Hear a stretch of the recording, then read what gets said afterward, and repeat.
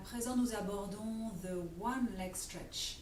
Ce mouvement est magnifique pour la réorganisation de la marche, cet équilibre tellement délicat que nous avons choisi, nous, bipèdes. Eh bien, on perd cette organisation par une relation entre le bassin et la jambe qui n'est plus optimale en fait. Et on peut le voir quand on reste très longtemps assis ou on est beaucoup sur nos fléchisseurs et qu'on perd les extenseurs. Alors là, ce mouvement, quand on comprend sa fonctionnalité, il prend tout son sens. C'est pas juste un mouvement décoratif. Chaque mouvement des 34 a vraiment sa valeur de fonctionnalité. One leg stretch, donc c'est-à-dire mettez-vous debout, marchez et venez voir comment, qu'est-ce qui vient s'ouvrir, qu'est-ce qui vient se fléchir, qu'est-ce qui vient s'étendre, c'est-à-dire la relation entre la hanche et le genou. Et la plupart du temps, on peut voir qu'on marche avec nos fléchisseurs et qu'on oublie nos extenseurs et que la puissance de la marche se situe vraiment dans cette relation entre les extenseurs et le relais du psoas avec l'avant de la hanche, l'avant de la hanche et l'avant de la colonne vertébrale. Donc dans une marche optimale et sans effort, ce serait la hanche qui fait d'abord l'extension, le genou ensuite qui fait son extension. Quand je quitte, quand il y a cet endroit, ce moment où je fais l'impulse de la balle du gros orteil, c'est le genou qui se plie d'abord et ensuite la hanche qui fait sa flexion. Ouais. Donc ce qui est vraiment important, c'est de se dire, c'est d'abord, je vais repousser le sol en arrière, c'est d'abord une extension de la hanche, ensuite une extension du genou, et lorsque je quitte le sol, je frotte le sol, et cette traction du sol en arrière va faire remonter la force depuis le sol pour me permettre de libérer le fémur et qu'il puisse swinger au bout de mon psoas sans effort.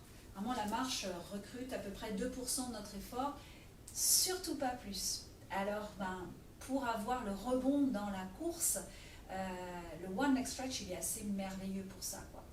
Alors, on va aller au sol, et puis ici, dans on va descendre en roll-up. Là, les bras vont se placer au niveau de chaque côté du corps.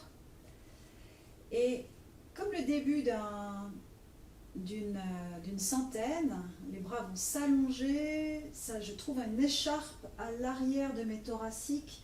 Ma tête peut se poser dans le hamac maintenant longitudinal de ma colonne, de ma ligne postérieure superficielle. Voilà. Et je vais venir ramener une jambe vers moi. Ouais. Et je vais m'accrocher au tibia. Je vais presser l'autre jambe dans le sol et vouloir ramener ma jambe vers moi, parce que l'envie de ma jambe, ça va être de partir. Moi, je voudrais la ramener vers moi pour l'utiliser comme une étagère et suspendre le haut de mon corps. Voilà. Donc avec mes mains, je vais venir presser mon tibia vers le bas. Lui, il a envie de faire une extension. Je le presse, je le ramène vers moi et ça me suspend. Et donc, il n'y aurait pas d'abdominaux engagés en fait. Pas de condensation.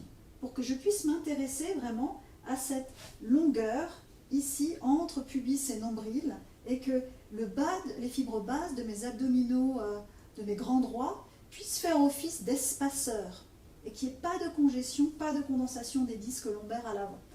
Je suis suspendue ici, là, et le jeu, c'est vraiment de se dire, quand j'augmente la flexion de ma hanche et de mon genou, ça me redépose à terre. Là, quand ma jambe va vers l'avant, je suis suspendue. Je suis vraiment pendue comme à une liane. Et le genou revient vers moi. Je vais pouvoir aider.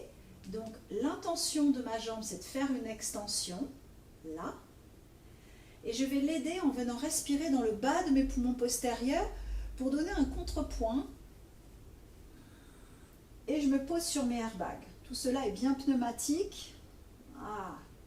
Et si je suis ici, eh bien j'ai perdu en fait toute la tenségrité de mes bras avec ma jambe, et je vais devoir en fait tout prendre dans la nuque et dans les abdominaux et fermer l'avant de ma colonne vertébrale. Alors que là, si je repousse ma jambe et que je me pends à elle, j'ai rien le long de ma colonne vertébrale, elle est libre.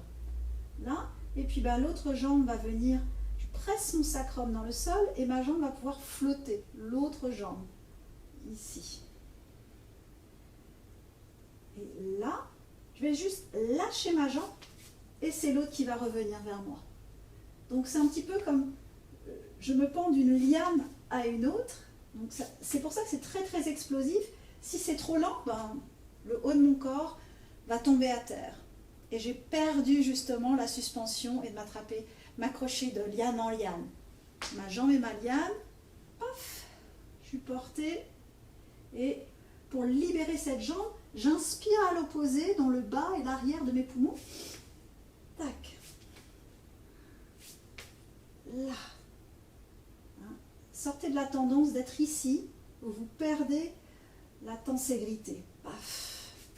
Donc comme vous pouvez voir, en fait, je vais vouloir ramener mon genou vers moi en même temps que j'éloigne ma tête de fémur à l'opposé. Ouais. Je ne viens pas fermer, je reste ouvert. Là. Et j'imagine une cible devant moi et à chaque fois, mes pieds sont dans le mille. Là. On fait une petite pause. Et comme tout à l'heure, eh bien, pour comprendre que c'est l'extension de la hanche avant le genou, on va clarifier cela dans le mouvement pour qu'il devienne vraiment, vraiment fonctionnel et que le corps puisse se servir de cet outil après dans la marche et dans la course. Je reprends une jambe, je me suspends ici et je vais le faire au ralenti. La hanche vient d'abord s'ouvrir et c'est ensuite le genou qui s'allonge. Et là, c'est le genou qui plie d'abord et ensuite la hanche. Je refais. C'est d'abord la hanche. Vous voyez comme mon pied descend. Ensuite, ça libère l'extension de mon genou. Là, je frotte le sol, c'est mon genou qui plie avant la hanche. Et ce qu'on peut voir souvent, c'est ça. Et en fait, là, c'est l'opposé de l'organisation fonctionnelle d'une hanche. C'est-à-dire, c'est d'abord le genou qui se déplie, et puis là, ça va être la hanche d'abord qui se plie avant le genou. Et nous, on aimerait vraiment l'explosivité des tissus. Donc ça nous demande d'aller vers le bas. Vers le bas. Hop. Là. Et d'utiliser nos extenseurs comme des étagères. Bien, on va aller contre le mur et vraiment aller réveiller nos étagères des extenseurs afin que nous puissions vraiment utiliser les extenseurs, nos ischio-jambiers, pour déposer le fémur dessus, dedans, et que la jambe puisse être vraiment explosive et puisse se relier à l'avant de la colonne vertébrale au niveau de son attache avec le diaphragme. On va utiliser un mur pour cela. Tac. On va mettre nos pieds au mur et les jambes sont pliées cette fois. Donc ça fait à peu près un angle droit. Voilà. Et là, vous allez, on va venir pousser le mur avec les pieds, presque descendre le mur. Vous voyez que si vous faites descendre quelque chose va monter. Ici. Et c'est une extension de la hanche. On vient juste réveiller les extenseurs pour pouvoir les utiliser ensuite. Et là, il n'y a pas de rétroversion. Je pose mon sacrum vraiment dans le panier, dans le hamac de mes piriformes, et la colonne se redépose et c'est tranquille. Là. Et on le fait plusieurs fois pour comprendre que ce sont vraiment nos extenseurs, nos ischio-jambiers qui suspendent le bassin, et la colonne peut être pendue au bout de nos extenseurs et de redescendre. plusieurs fois. Ce n'est pas une extension de la colonne vertébrale, la colonne est en flexion, le bassin est vraiment posé, il y a toujours cette longueur entre l'os du pubis et le nombril. Et je redépose. Je demande vraiment à mes extenseurs de faire leur job. Voilà. Bien. Et puis prochaine fois, on va rester en haut. Il y a une jambe qui va s'allonger. Voilà.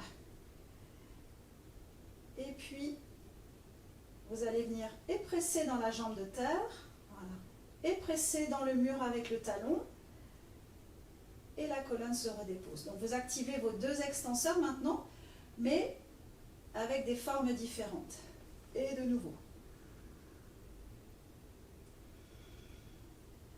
Plus vous allez penser ischion large, plus vous allez permettre l'ouverture de vos deux hémibassins et que l'information puisse monter de manière longitudinale jusqu'à la colonne et ne s'engonce pas dans le bassin.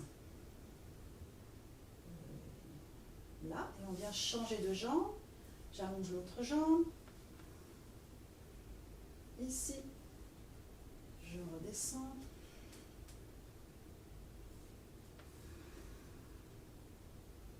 La montée est plus explosive que la descente.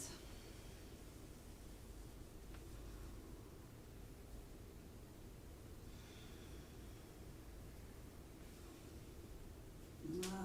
Puis maintenant, les deux jambes vont s'allonger ensemble. Voilà.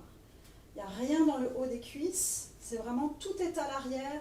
J'ai l'écharpe entre mon sacrum et mes grands trochantères. C'est un piriforme qui relie l'arrière. C'est également un extenseur de hanche, ce piriforme.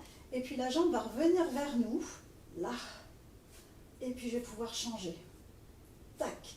Et de sentir que, eh bien, j'ai ces ischio-jambiers sur lesquels vraiment mes fémurs peuvent se déposer. Ce sont des ressorts. Là. Paf. Alors, ça n'a pas la même vitesse qu'au sol, mais ça nous informe sur ces étagères à l'arrière. Et puis ça descend. Ouh. Bien. On va les mettre ça maintenant au tapis.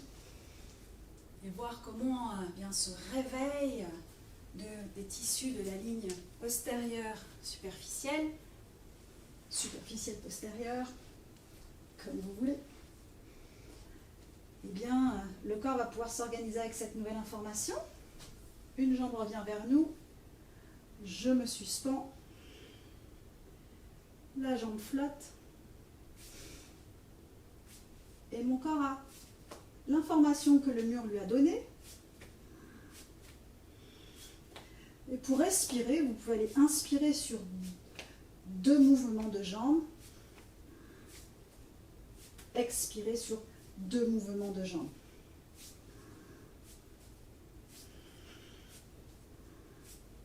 Qu'à chaque fois, vous réinformiez l'appui de votre sacrum. Ouais. Et on revient à terre. Bien, remettez-vous debout et allez marcher.